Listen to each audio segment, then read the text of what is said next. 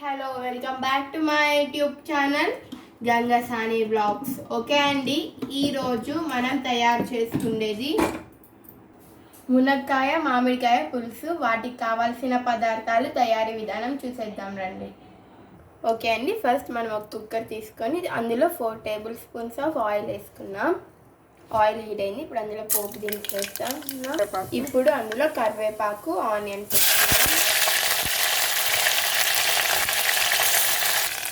అవి కొద్దిగా ఫ్రై అయ్యాక అందులో మనం టమోటా వేసుకున్నాం.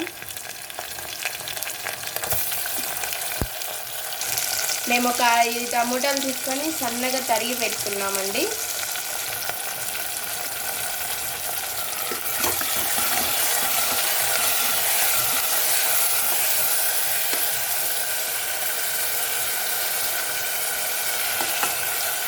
ఇవి కొద్దిగా సేపు ఉడకబెట్టుకుందాం.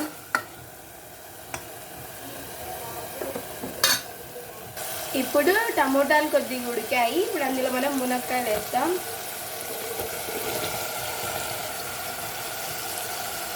ఇప్పుడు మామిడికాయ ముక్కలు వేద్దాం. ఇప్పుడు బాగా ఒకసారి మిక్స్ చేసుకుందాం.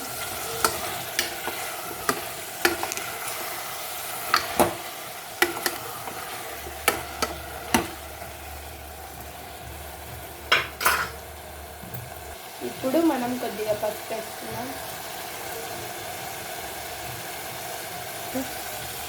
కొంచెం సాల్ట్, రుచికి సరిపడినంత. ఇప్పుడు బాగా మిక్స్ చేసుకున్నాం.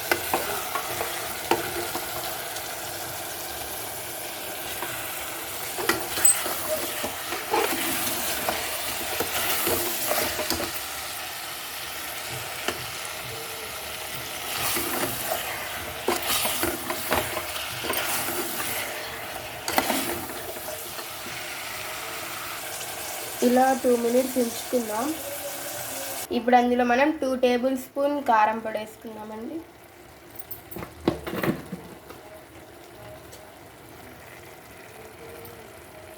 ఇప్పుడు మనం కొబ్బరి,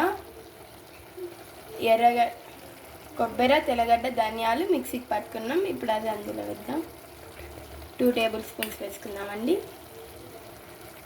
ఇప్పుడు అదంతా మనం బాగా మిక్స్ చేసుకుందామండి.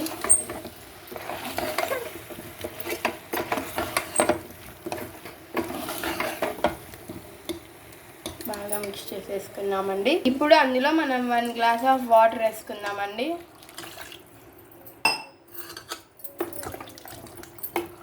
వాటర్ సరిపోవు, ఇంకొన్ని వేసుకుంటున్నాం. ఉడికే లోపల బాగా ఉడుకుతాయి.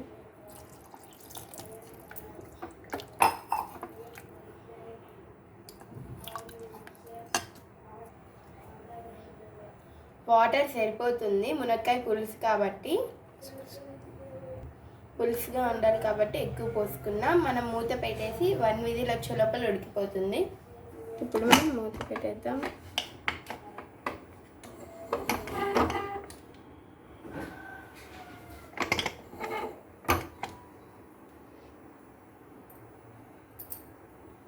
ఒక విజిల్కి ఉడికేస్తుందండి, సరిపోతుంది ఒక విజిల్.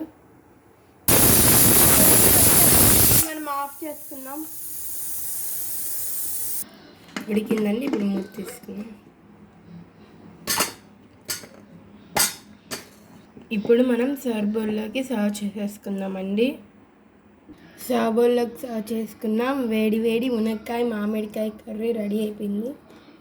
ఇది చాలా చాలా బాగుంటుంది. రైస్లోకి కానీ చపాతీలోకి కానీ చాలా తొందరగా అయిపోతుంది. ఒకసారి ట్రై చేయండి, సూపర్గా ఉంటుంది.